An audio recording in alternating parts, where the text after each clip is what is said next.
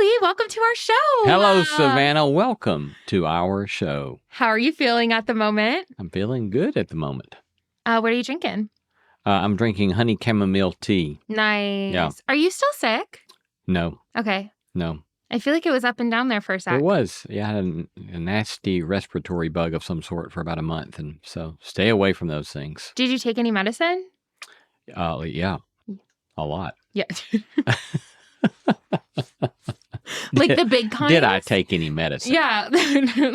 I took the little kind and the big kind. Yeah. Yeah. And it helped. Yes, it did. Well, I'm happy you're feeling Yes, better. me too. Thank Honey you. chamomile tea. That feels like a good sick tea, you know? It's a great sick tea. So that's why I was curious. I've learned if you add like a tablespoon of honey and about a tablespoon of lemon juice to honey chamomile tea, it's really great on a sore throat. Amplifies the flavors. Yeah. Yes. That's iconic. Yeah. I love it. Yep. Lee, I brought more reviews to the table today to read. Did you? Oh, good. Maybe they're good. I don't know. We'll see. I probably wouldn't read the bad ones yet. I just don't think I have thick enough skin for it. So I'll just read. I don't think we've gotten any bad ones. Oh, well. But I'll just read some of the positive ones for now. Ones, yeah. Okay. Kenzie said, this feels like a FaceTime call we've all been waiting for.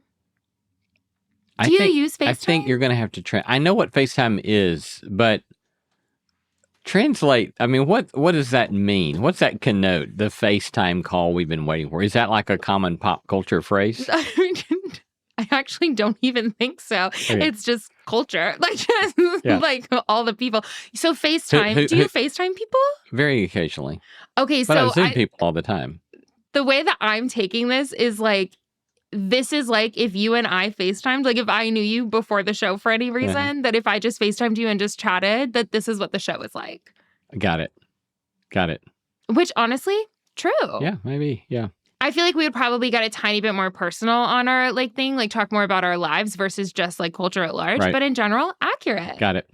That was Kenzie. Thanks, Kenzie. Okay, Rachel Cannon says, I've been looking for a theology meets pop culture podcast that examines cultural moments with curiosity and whimsy. This episode was just that for me and refreshing to listen to. Thank you. That feels like we've executed exactly what we're trying. Exactly what we're aiming for, yes. And then lastly, from Marge. Love that name, by the way. Who? Marge. Marche? Marge. Marge. Got it. Like Marjorie, perhaps. Hi, Marge.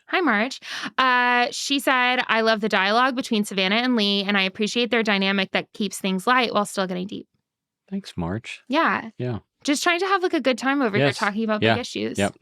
Keep them coming. We'd love to hear from you. We would love to hear from you, and we'd love to see you at the show. This weekend. Tell us about it. Yes, we would love to see everyone at the show. Skirmerhorn Symphony Hall. Sunday evening, November 23, 7:30 p.m. A grand lineup there in the Skirmerhorn Symphony Hall with Sharon McMahon, Ruby Amanfu, Allison Russell, Dwan Hill, and the Nashville Choir Room. Stage full of outstanding musicians. Going to be great. It's going to be so good. Yep. And Alicia Enstrom in our string section. She's an outstanding violinist, plays for Ed Sheeran, tours with Ed Sheeran. And she's going to do at least one feature that is like the most beautiful violin piece, I think, of all time. Oh my gosh, that's so exciting. Yeah, it'll be great. Yeah.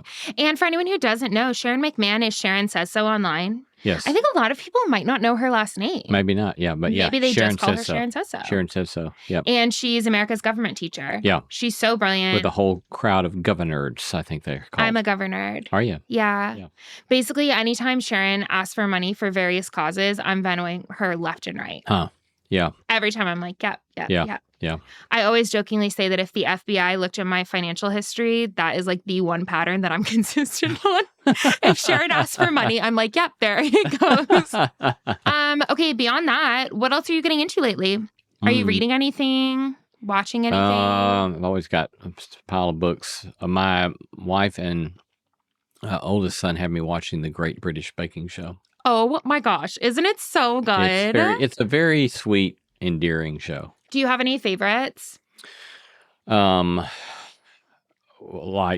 favorite recipes or favorite contestants? Yeah. I mean, I think generally speaking, like right now with the current season, I like most all of them. There's one I don't really click with. Oh my God. Yeah. I kind of But want to it know would be who, tacky for but I me don't to want say. to. Because I'm sure someone listening loves this person. I'll find that out off air because I'm so curious now. I love the Great British Baking Show. Yeah, it's great. It's so magical. Yeah. I was a slow adopter, but they finally wooed me in. Are you a slow adopter in general? That sounds like a slight. Oh, God, no, it's not at all. It sounded like it, Savannah. Oh, Are you a slow adopter, generally speaking? Sincerely, not how I meant it. I just meant like you're more of a cautious person, I think, in that way. And is that something that like it translates across the board or just with TV shows? I don't think that is an exercise in being cautious. Okay, nice. What is it? I think it's an exercise in I've got so many other things that are interesting to me. Then why would I want to watch people baking in the British countryside? Like, give me a break. Really? And so, I'm slow. But then I say, oh, they've done storytelling fascinatingly well around a baking show. And everyone's a hero. No one's a villain. They never put villains in those shows. No, right. They're just so tender and everyone is so kind. Right, yeah. I really love that about that show. Yeah. It's almost a countercultural show. Stop it. Lee hates the term countercultural, and I'm trying not to use it. But dare I say, there are elements that do countercultural artifacts that we have. Yes, yeah. Yeah, I love it. Well, I just finished reading James, in case you were wondering, by Percival Everett, which I talked about a couple of weeks ago starting. Highly recommend to every human being on this planet. That good. Like one of the best books that I've read. And then who was I with? Lee. I was talking about this book to someone a couple of days ago, and now I cannot remember, but I can hear her voice. She was like, "Oh yeah, my sister is Percival Everett's neighbor in LA, the author." And I was like, "This is insane." So whenever a practice that I made, I think I've talked about it on the show, but early last year, I saw someone's resolution where they said that anytime they read something or heard something or watched something that moved them, that they would reach out to whoever created it and tell them thank you and say what you liked about it. And I adopted that, like, I guess early last year. And I do it now as a practice. Like, basically, anytime I'm reading something or listening to something, I'm going to their socials and leaving a comment and being like, this was brilliant. And literally with Percival, I did the exact same thing. Did you get a reply? No reply yet. No, I don't expect one, honestly. Yeah. I just did that too. Lily Allen just released a new record. She's a musician. And I found the producer because the production was insane. And I found the producer on Instagram. He has like 7,000 followers, like not a big following. And I literally found him and I was like, I have to let you know how much I loved this record. And he liked the post. And I was like, good. It found him. That's right. That's good. I love that practice. That's great. Yeah, like basically anytime I read or anything, I'll always reach out to whoever it was. That's great. I mean, if I read like Michelle Obama's book, I probably wouldn't. But like for like smaller people who probably aren't getting that affirmation. Yeah. Good. Yeah. Love it. Well, let's start the show. Let's start the show.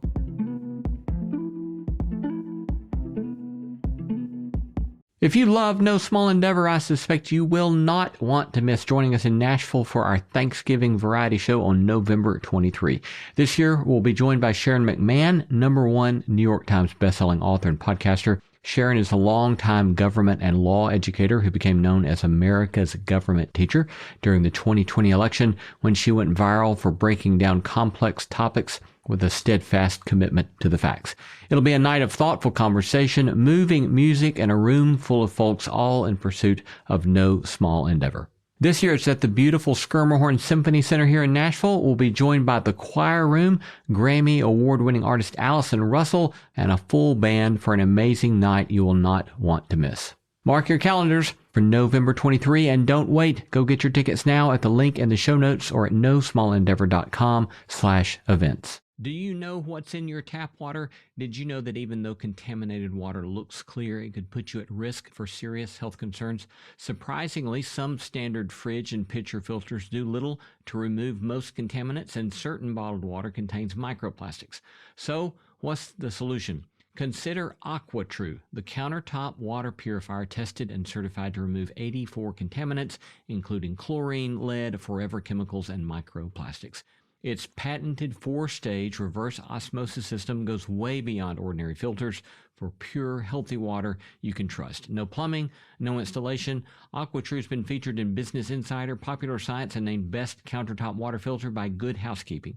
Join 98% of customers who say their drinking water is cleaner, safer, and healthier. AquaTrue even comes with a 30-day best-tasting water guarantee. Go to aquatrue.com now for 20% off your purifier using promo code NSC. That's aquatrue.com, AQUATRU.com, promo code NSE. Hey, it's Jacob Lewis, executive producer of No Small Endeavor. My icon? Lee C. Camp. I get to see his days up close and personal. Studio in the morning, writing over lunch, live event before the ink dries. If I lived in his shoes for a day, I'd be begging for a nap. Our icons run hot, so the fuel's got to keep up. That's why I reach for Kachava. Like the icons we love, I need nourishment that moves with me wherever the day goes. First off, Kachava is delicious. More milkshake than chalky health drink. I'm a chocolate guy. 2 scoops, cold water, oat milk, couple ice cubes. Sometimes I even put a splash of iced coffee, and I'm out the door. 30 seconds, and I feel clear, focused, and full for hours. It's got all the good stuff your mind and body crave for whole body health. With every 2 scoops, you get 85 plus superfoods, nutrients, and plant-based ingredients. You can try Kachava risk-free with their Love It guarantee. Thousands of rave reviews agree you're going to love it. So, make your day iconic with Kachava. Go to kachava.com and use code NSE for 15% off your next order. That's Kachava, KACHAVA.com, code NSE for 15% off. Welcome to the Subtext, where we go beneath the headlines and beyond the obvious. I'm Savannah Locke. And I'm Lee Camp. And we read those reviews at the beginning of the episode. We're going to start doing that more often because we have reviews to read. Yes. And the only way you can fill the hopper is by giving us more reviews, more ratings, letting us know what your thoughts are. And you can do that on any platform that you listen to it. Yeah, we would love to hear from you. It helps spread the love, and plus it gives us a great connection with you listening. Exactly. It's wonderful to know they're like real people listening. I know. And that like us. Yeah. It's shocking. Yeah, well, we don't need to focus too much on them liking us. Okay, Lee, whatever. I can't get into that. At least liking what we're talking about. Finding it profitable, what we're discussing. Exactly. You've got to have the courage to be disliked, Savannah. You've got to have the courage to be disliked. How does every episode come back to my codependency? I don't know, but here we are yet again. Yet again. If you want to follow us, though, for reals, then you can follow us on Instagram, wherever, at the Subtext Show. You can follow me personally at Savannah_Locke, and then Lee at Lee C. Camp. And if you have any questions or suggestions for the show, just DM us on Instagram at the Subtext Show. Just DM Savannah. Savannah directly. Direct on Instagram. And we will read all of your feedback aloud. She sure will. So that the nations can hear. Yes. Okay, so Lee, today I have like a roundup. A roundup? Sure. That's what I'm calling it, okay. I guess, as of this moment. What are we rounding up? I just found like a bunch of videos that were in my algorithm, and I found myself saving them. And I would email them to myself being like, for the subtext. Like I would have that as a subject line. And there were like 5 of them at one point, and I thought, what if that's the whole episode? Okay. That we just go through these videos. Let's try it. Okay. Maybe someone can review and let us know whether this was a good idea or a bad idea. Exactly. Yeah. Exactly. By sending me a DM. Yeah. That's right. Okay, so we're just going to start with the first one. And this is called, Can Christians Watch Love Island? Can Christians watch Love Island? Have you even heard of Love Island? I didn't even ask. I don't know that. I think I've heard of it. It sounds like a more explicit version of Fantasy Island that was on TV when I was a boy. I've never heard of Fantasy Island. What was that? It was a show about an island where you could fly to, on vacation, and you could have your fantasies lived out. Oh, wow. Was it a reality show, or was it like a... No, it was a fictional drama. Oh, interesting. Yes. Okay, so this is that was on at 9 p.m. right after The Love Boat was on at 8. So it's interesting, The Love Boat and then Fantasy Island, and we're talking about Love Island. I wonder if it has anything to do with the television lineup in the 80s. You never know the threads of connection. You never know the threads of connection. I don't know if that is here, but it might be. Yeah. I don't know what Love Boat was about either. So I can't. What do you think it was about? I can't make any connections for you. Was it a cruise ship? It was a cruise ship. Yeah. That we were not allowed to watch that at 8. But we were allowed to watch Fantasy Island at 9, which is a bit confusing. I don't know why it's cracking me up. I think it's just so sweet to think of you as like a kid. And it also is confusing now that I think about it, that I was allowed to watch Solid Gold at 7. Lee, does Do you that know not say Solid Gold? something? No, I've never heard of one of these shows. There were these Solid Gold dancers on the Solid Gold show at 7. And I always wondered, why can we watch that but can't watch whatever's going on the Love Boat? Why were they made of? Were they made of solid gold, or were they just like? Why were they? I think they were playing off of gold hits, and then I should not say any more about the Solid Gold dancers because there's nothing good that can come from this conversation. No, everything that has come from this combo has been so good. I have not heard. I had heard of Love Boat. If anybody looks them up and then just imagine poor adolescent Coke bottle glasses Lee watching the Solid Gold dancers. Yeah. Yeah. It's too much Lee. Okay, well, I'm thinking this is probably Love Island is more explicit probably than any of those things, just due to the fact that was 40 years ago? Well, you say that without ever having watched the Solid Gold dancers. So so true. Yeah. Yeah. But I would imagine probably so. Yeah. I guess so. Yeah, it's just like a reality TV show. So it's a reality show. It's not like a fantasy fiction drama show. No. Reality TV show that happens live, actually. It's like a sensation. Live? Yeah, where people fly out to this island and it's like trashy reality TV, right? So that's just life. Okay, so I don't have to go into Love Island because actually that's not even the central focus of this video, but I do love the fact that we went on to an 80s television rant. Yeah. What network was that on? I don't remember. Okay, because there were only what? How many channels were there? How many you think? 5. How many channels were there? If you counted public television. Okay, nice.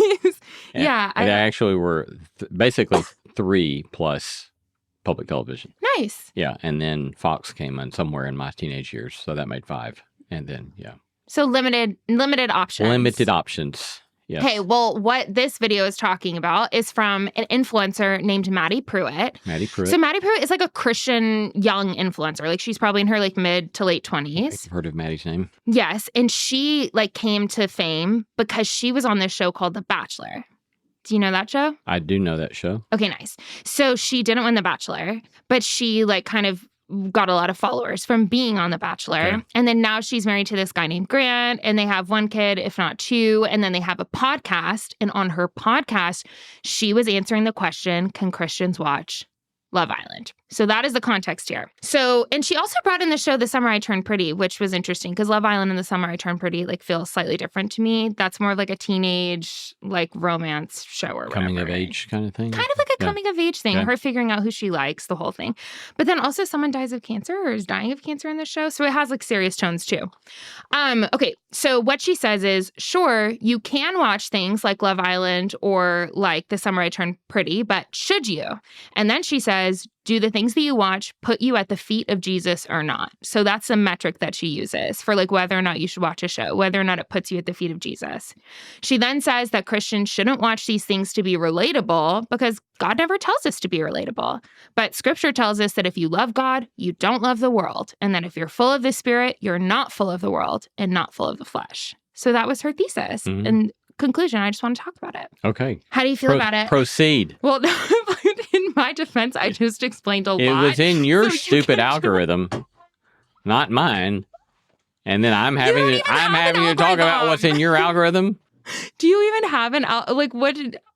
Yeah, I get reels of airplanes. Oh.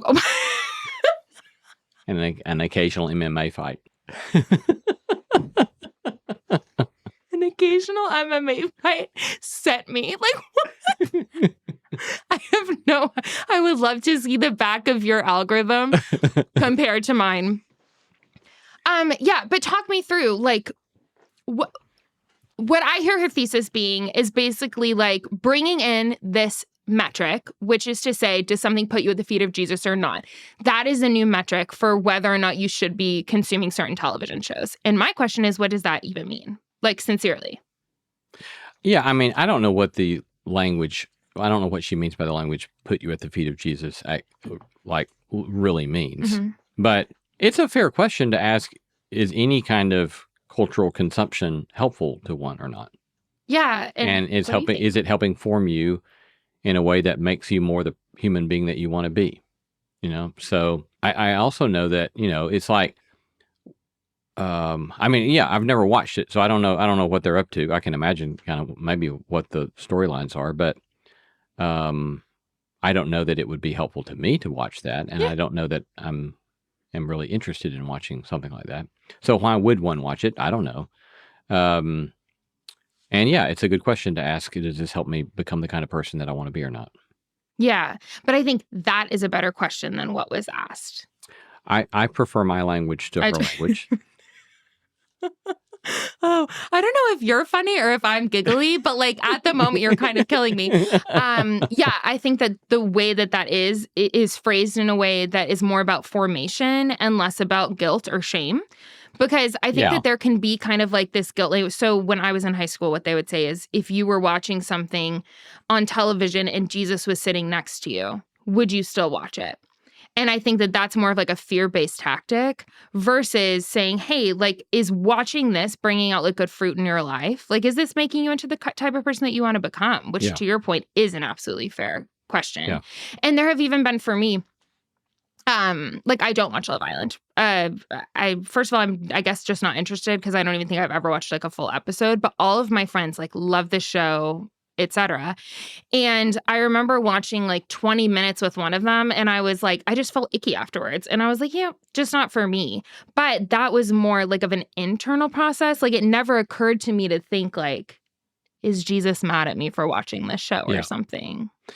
Yeah, I mean, for a long time now, I have not found more so-called, what's the label for it? Maybe pietistic kind of language doesn't help me very much. And I feel kind of, I'm just talking about myself. I'm not trying to say anything about people who use that kind of language. For me, it's off-putting in such a way that I don't feel open to a conversation. I feel kind of judged, or even before having a conversation, even if I might generally agree with the trend of what you might be saying, to frame stuff that way, I don't find helpful. Yeah, and I think that was kind of my sense too while watching the video, because I was like, yeah, I've definitely like stopped watching shows before, for sure. Yeah, sincerely because of like what it was doing in me, right?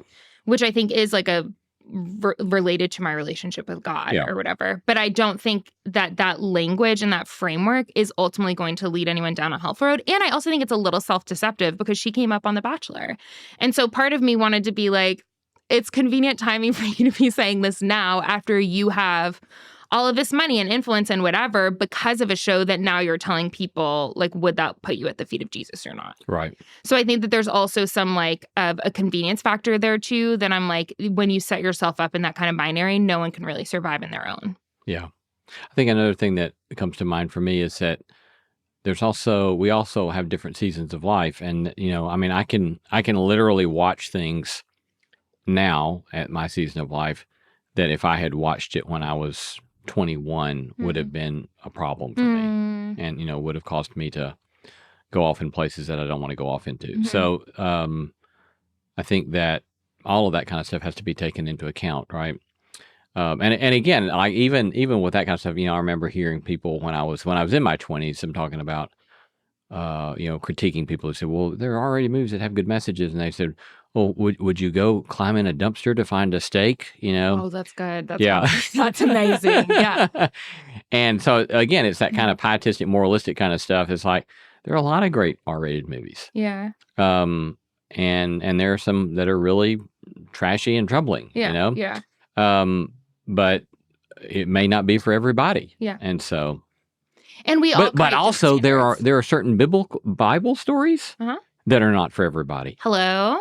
And so it's like, I worked through kind of carefully when my kids were young about certain stories I would tell and certain stories I wouldn't tell. Yeah, you're right. Given the maturity and their age. The content. Yeah. Yeah, that's huge. And we always are like shifting to, I think that we make exceptions for certain things, which we talk about a lot on this show, of like making exceptions for certain things and not for others. It reminds me of like my grandmother when we were like young, we were not allowed to watch like anything with like sex or whatever. And on Sundays, we would always go to my grandmother's house. And then sometimes after like lunch, everyone would like go to the basement and watch a movie together. And it would always be like very pure stuff. The only exception is that we were allowed to watch any war movies that we wanted. Like Saving Private Ryan, I saw when I was little. Like very like violent movies because that was okay for us. Like that was okay for our family context and our religious system. Violence was not a problem. But swearing in a movie like the Lizzie McGuire movie, not okay, but swearing in a war movie, okay, because I remember my grandmother saying, well, that's what it's really like. But ultimately, it's because like the violence piece wasn't a problem. So it's like it's all wrapped up in that and that's okay. Right. And so I think that there's also something to be said too around like we kind of create different filters for ourselves. Yeah. Based on our contacts that. Selective moralisms. Mm-hmm. Yeah. What was the word you taught me in the last episode? Hagiography. Hagiography. Yeah. Classic. I wish that there was something, a singular word for selective moralisms. I do too. We'll have to work on that. Monomoralism. Monomoralism. Yeah. I don't think that's it. I don't think so either. No. Well, we'll work on but it. We'll work on it. Okay, next video. This video is about slavery in the Bible. And so this guy named Joshua Hames is like I am seeing him all over the place, but I know it's because my algorithm, like I'll stop and watch it. And even though I don't like it or whatever, they still see that I'll stop and watch it. And then they keep feeding me more of his stuff. But he has like a lot of prioritize the stuff you don't like. Yeah. That makes you mad. But this is for research, and I think that's what's a bummer, is that my algorithm's changing, I think, because of this show. Oh. Because I'm purposely, like, looking at certain things to talk about. Yeah. Anyways, okay, so Joshua Hames is, like, a pastor, and he's also, like, an up-and-coming, like, podcaster and stuff. Like, he has, I think, over 100,000 followers on socials, and he's, like, kind of growing and having, like, a lot of viral moments, whatever.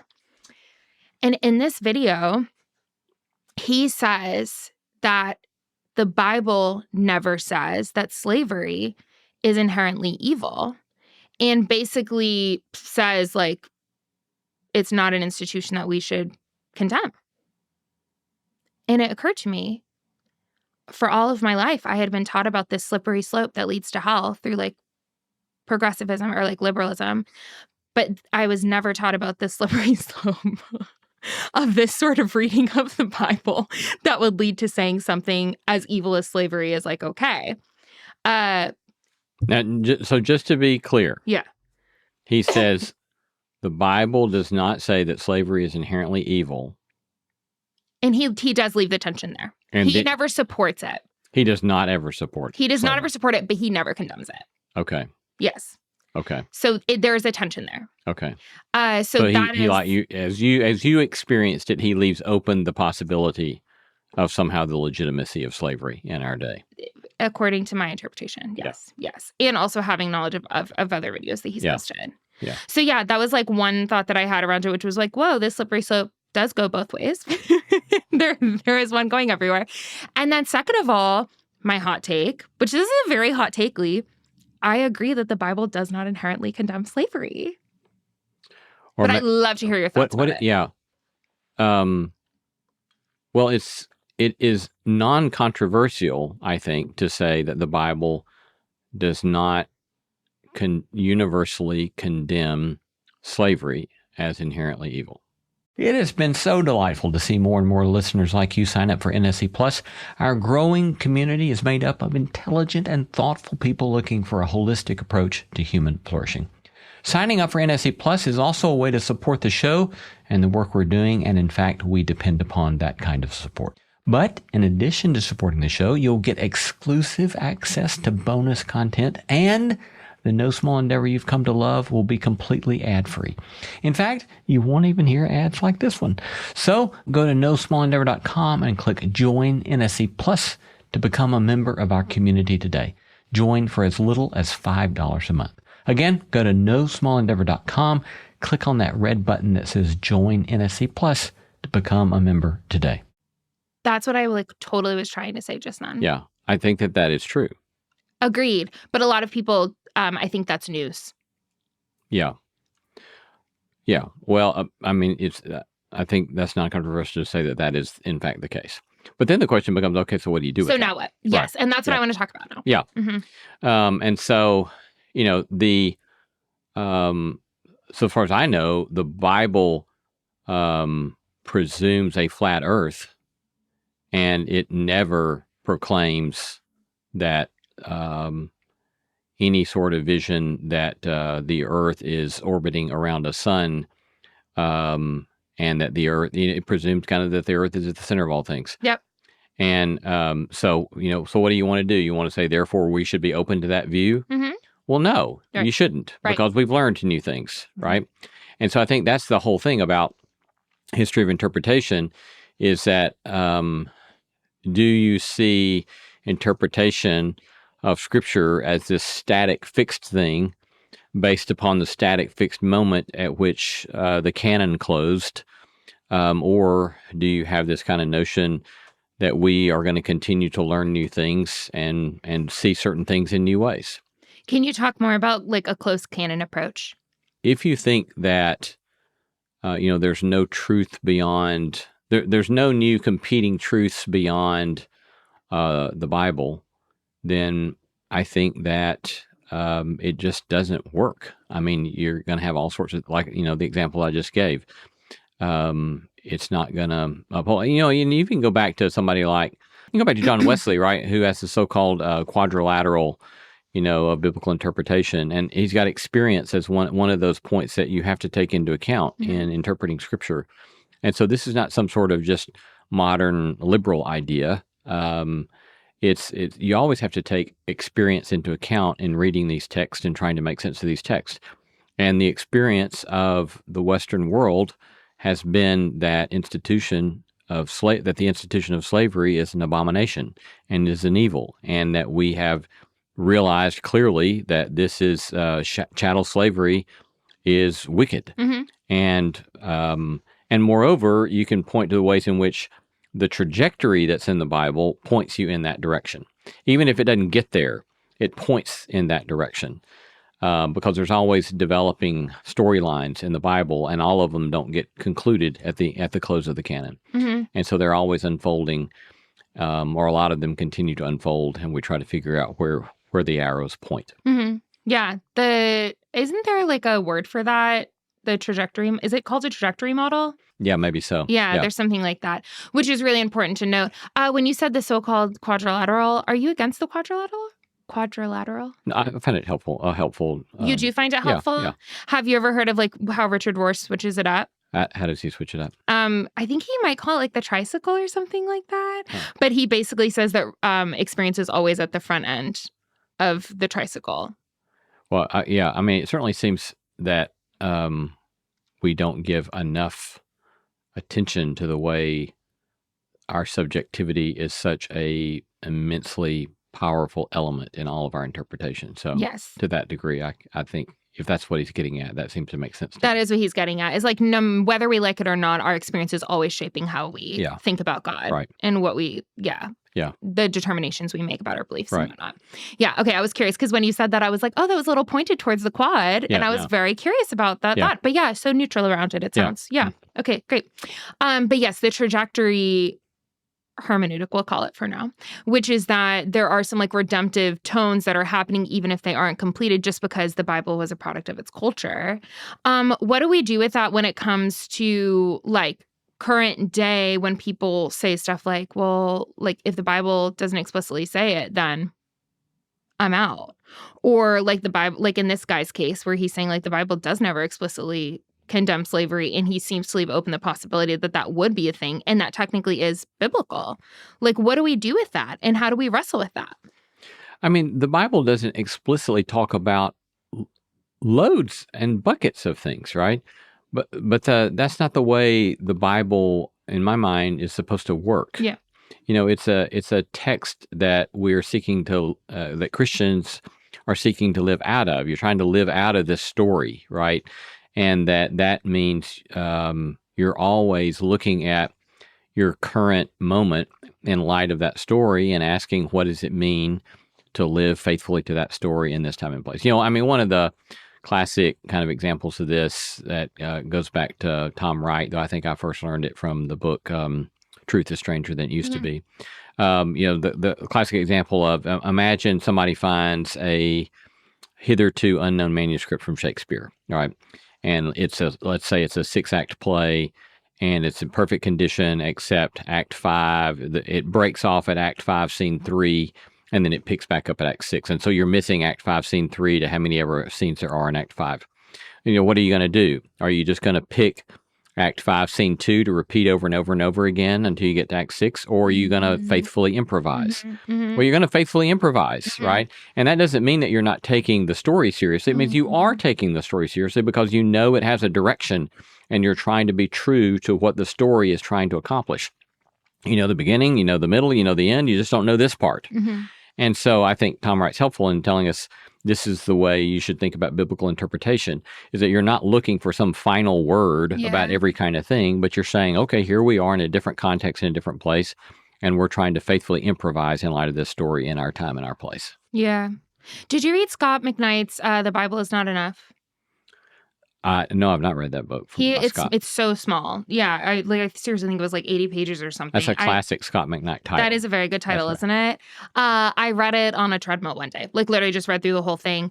And that was his thesis as well, was essentially like, it's not enough when we're facing our current like cultural moments. Like the Bible doesn't mention iPhones, for example, or like technology or whatever. And so we're constantly having to use imagination. Right. And that's what he talks about in the book, is like the importance of basically like being guided by the Spirit to use your imagination to have like a Christian vision for what we need to be doing and how we need to be engaging with our world.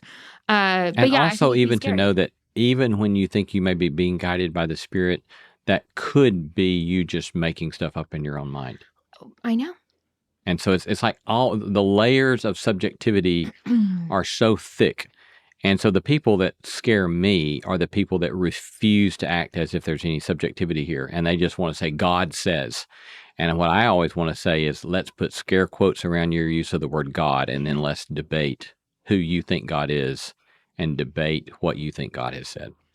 Yes. It's not a problem that we all have subjectivity or biases when we're engaging with the text or with our cultural moments. It's just a fact. It's not being aware of them and not admitting that you have them, where real danger can happen. Yes. And like harm can be done. Yeah. Yeah, I know. It's kind of a mess. Like, because when I was looking at some of the comments on this guy's video, it was really interesting to see people try to disagree and say, no, the Bible does condemn slavery. And it's like, they're still trying to use the same tool to basically like prove one thing or the other. And I think to be able to, like, Pete Enns, who I used to work for the Bible for Normal People, he talks about how the Bible is like a wisdom book.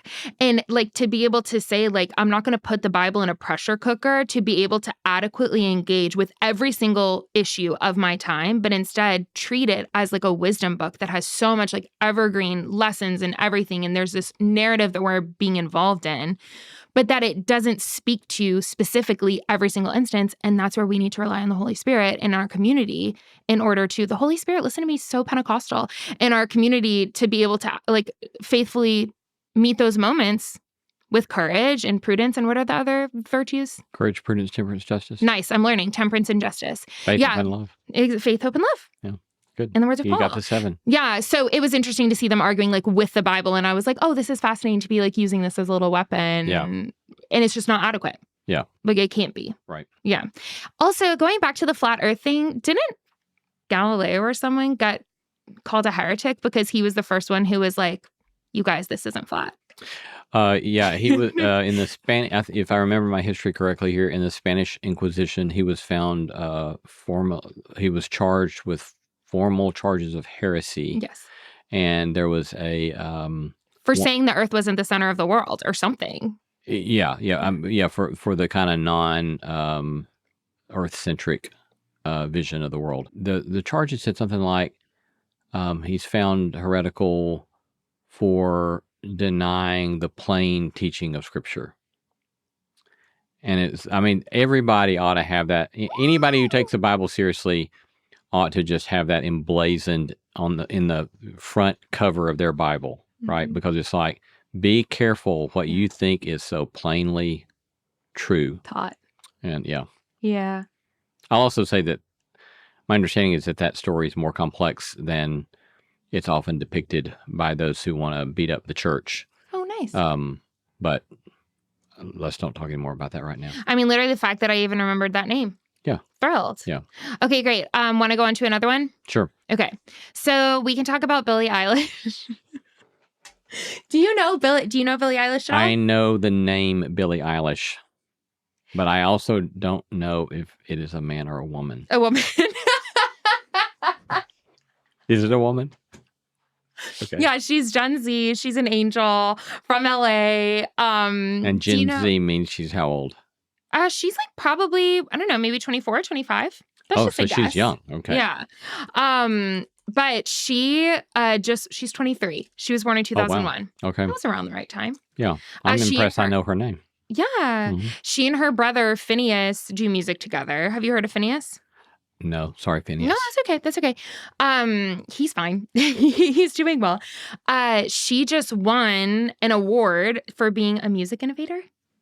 Because she's like, I mean, like she really is. Like what she has done is really incredible. And the way that she treats her vocals is awesome. You saw the Barbie movie, right? Yes. She did the song What Was I Made For? Okay. That came in at the end of it. Okay. And she famously doesn't use like auto-tune on her vocals and stuff. Good for her. Like she's really brilliant. Good for Billie Eilish. Yeah. Okay. So she was receiving this award and it was announced at the celebration evening, that she was going to give away $11.5 million to charity combating climate change and food insecurity. And as she accepted her award, she said this: "We're in a time right now where the world is really, really bad and really dark, and people need empathy and help in our country. I'd say if you have money, it would be great to use it for good things and give it to some people that need it. Love you all, but there's a few people in here that have a lot more money than me. If you're a billionaire, why are you a billionaire? No hate, but give your money away, shorties." She said it in front of Mark Zuckerberg, which is just so iconic. The third richest man in the world. And Hailey Bieber was there. George Lucas was there. Questlove, Karlie Kloss, so many celebrities, so many rich people there. And yeah, she said, no hate, but give your money away, shorties. And it became a viral sensation. Yeah, I would imagine so. So anyways, it got me thinking about a lot of conversations that people have been having based on this, about people's responsibility in this time. Like even just like specifically like with SNAP benefits being taken away and all that stuff, like what responsibility do people have to donate their wealth? Thoughts, feelings? Give your money away, shorties? You're asking such easy questions today. Go forth. That don't require anything of us. I have known a few people that seem to have a great deal of integrity about this, but I think most of us are just a mess. And there's this repeated call to this sort of radical generosity over and over and over again. And the Bible talks probably as much or more about money than any other issue. Mm-hmm. And certainly Jesus talks about it all the time, and Paul talks about it a lot. Billie Eilish helping us understand what it means to be human there. And how interesting that her giving away a very significant amount, like when I say it was viral, I mean, it was all I was seeing on socials for a while. Like everyone was like, oh my goodness, I cannot believe that she's stepping up to the plate and speaking so bluntly in front of other people who can step up to the plate. Yeah. Which to me shows that that's not really the pattern that's currently set. Yeah. Yeah, I mean, her doing it gives her the ability to speak to others, to call them to do it. Yeah. To call us to do it. To call us to do it. Yeah. I know. I was thinking about the story of the rich young ruler, which is in, I actually think 2 or 3 of the Gospels. I can't remember now. I actually think all 3. Call me in the Synoptics. Where this rich young ruler comes to Jesus and says, like, what do I need to do to inherit eternal life? Jesus responds and says, well, first he says, why do you call me good? But I can't go into that. And then he basically says like these 5 specific commandments that a lot of scholars theorize that he mentioned these specific ones because it had to do with the way that he treated his neighbor versus the ones that are like, you shall have no other gods before me. Jesus didn't mention that. He mentioned the ones that were neighbor specific. And then the guy was like, I've done this my whole life. Like, what else do I need to do? And Jesus says, if you want to be perfect, then give everything you have away to the poor. And then it says that the rich young ruler walked away with sadness because he had so many possessions. And I thought about that with this story and what it like, the invitation for us who maybe are not billionaires. I don't know about you. I'm definitely not a billionaire. Same. Yeah. But still the way that money can possess our hearts and how like we're willing to do, I think, a lot of things until Jesus asks for the cash. You know what I mean? And it's like when there's this like opportunity, like for us to be like, instead of perfect, a lot of people say that whole or complete would be like a better translation of that. And it's like, I think in this specific moment for people who have excess, including myself, that to experience more wholeness and completion in my Christian faith, that like you got to put your money where your mouth is. Yeah. Yeah. I mean, when I was younger, so I'm in college, and I was very convicted by a lot of those teachings, and so my wife and I tell this funny story about in my young arrogance, I said to Laura, I think I could be a millionaire by the time I'm 27, but I'm explicitly deciding not to pursue that. And I want to pursue simplicity. Nice. And go to seminary and maybe graduate school and be a teacher. Yeah. And I say that not self-congratulatory, because what I discovered was that I was really bad at that. And we went through a lot of years where we were really poor. Yeah. Yeah. We used WIC for our kids when they were born, and to buy milk. And my dad, when they moved a number of years ago, sent me my tax return. He was an accountant, and he always used to do our taxes. And he sent me my tax return for I think it was the first year our first son was born, and our adjusted gross income was like $14,000 that year. And so we knew what it was like to be poor, and we knew what it was like. We learned what it's like to not have health insurance, and you're like asking when your kid's being born, how much is that going to cost? Yes. Yep. No one asks that in the hospital, and the hospital is not set up to tell you that, right? So we learned a lot about how much it costs to be poor. It costs much more to be poor than it does to be wealthy. Yeah. And so we've learned a lot about that stuff. And then in time, I had to realize that I felt like I was using some of that almost false spirituality as a way to avoid being more responsible in doing what I had to do in order to be fiscally responsible. Yeah. And so we've kind of come at it from a backside, you know. Yeah. And these days we're comfortable. And so now I'm looking at it oftentimes thinking, and we try to give a lot, but it's also, I'm having to ask myself the question, could you be giving more? Should you be giving more? At this point. So yes, we've grappled with those texts a lot, and they have convicted us. And I always and only know, I love the story about Jesus talking about the servant who always says, I'm an unworthy servant. And I can say that now in these days in a way that it's not shaming, but it's just like, it goes back to something we said in a previous episode, where Stanley Hauerwas said something like, this intrinsic truth to Christianity, you never get it right. Yeah. And it's like, we don't ever get it right, but we're a part of this story. So then we can ask ourselves a question, okay, here I am in this season of life. What is required of me, or what does it look like for me to live out of this story in some sort of beautiful, true, good way? Yes. In this moment. Yeah. And keep asking myself that question over and over again in each new season of life. Yeah, I love that. Yeah, that's a really good story.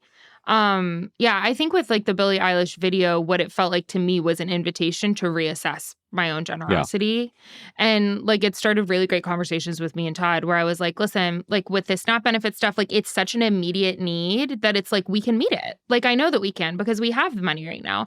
And so I think for us, it was like a really good challenge to say like, yes, Billie Eilish can give $11.5 million. like a queen, and I'm so happy she did. But we also have extra that we can give as well. And there's like a need now, and why wouldn't we meet it? And that's what it felt like to me. And like the resistance in me felt very like rich young ruler-ish, where it was like, dang it hurts. Like, because I want to keep it, which shows it's time to give it away. You know? Yeah. Also, I'm reading this book called Poverty in America. Have you heard of it? No, I have not. OMG, Lee, you will love it. No, Poverty by America by Matthew Desmond. But it reminded me when you were talking about like the WIC stuff and going to the hospital and asking how much certain things would cost for your kid to be born. And he's talking about why America is so rich, but has such like extreme levels of poverty that aren't seen in other like developed nations, and how basically how expensive it is to be poor. And I think that a lot of people don't realize like that system piece, like especially once again with the SNAP, because it's so like culturally in the moment. But like a lot of people don't realize how expensive it is to be poor. Right. And I think having like compassion and empathy and also practicing generosity is really important in these moments. Yeah. Yeah. And there's so many questions that arise, you know, the fact that you can be working really, really hard and still just can't pay your bills in various places in the country. And, you know, I have this friend who I've known ever since I was a first year faculty member, and he works 2 jobs. Yep. 40-hour-a-week jobs. Mm-hmm. And he just is incredible, you know. But he's making, you know, low wages, and he lives in Nashville, and he's trying to take care of a family. Yeah. And he's done that for decades now. Yes. Yeah. And so there's lots of those kind of cases. And then the whole kind of welfare thing so often overlooks the way in which there's all sorts of corporate welfare. Yep. And all sorts of subsidies that are given to some of the most wealthy and most powerful corporations in the country. And, you know, we don't have that same sort of reactionary taboo around that kind of handout.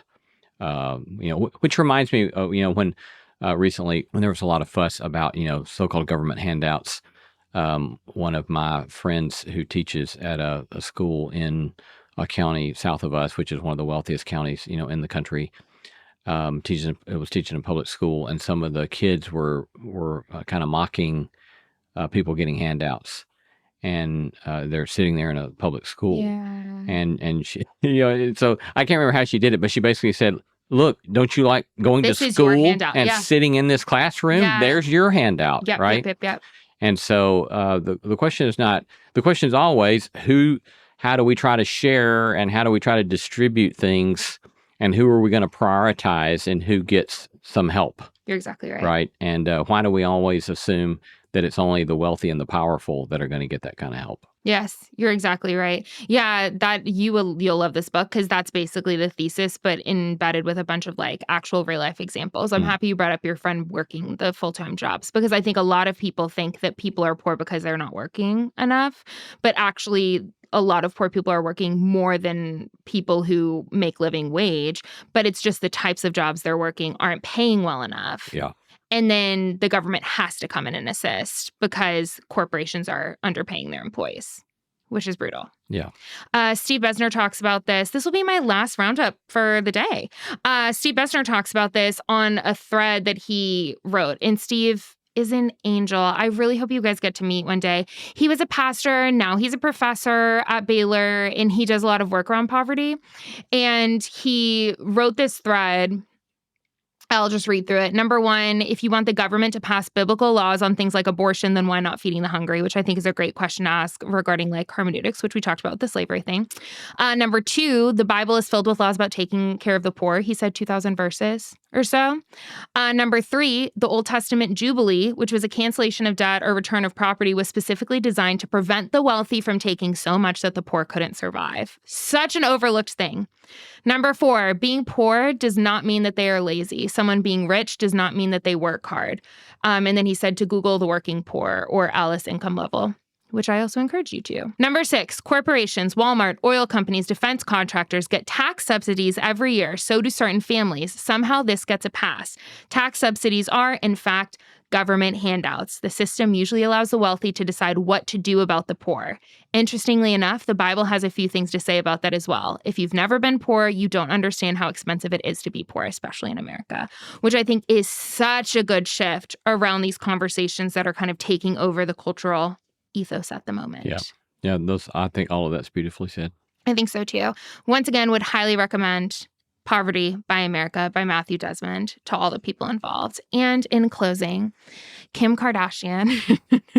This was also in your algorithm?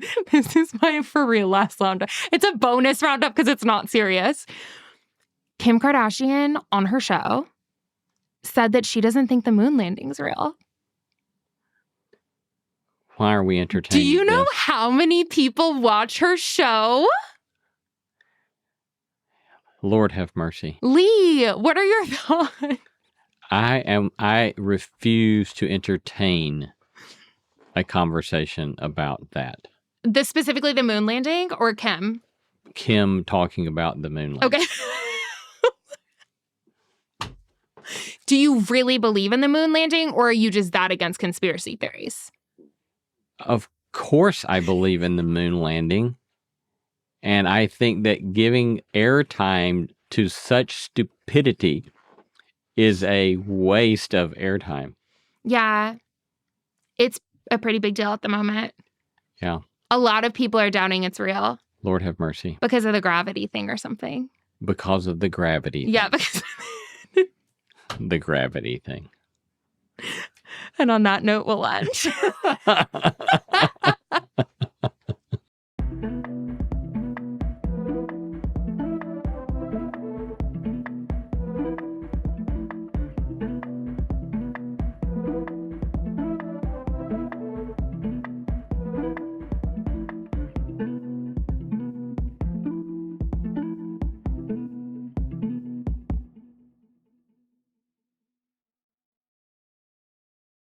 Hey, Ryan Reynolds here.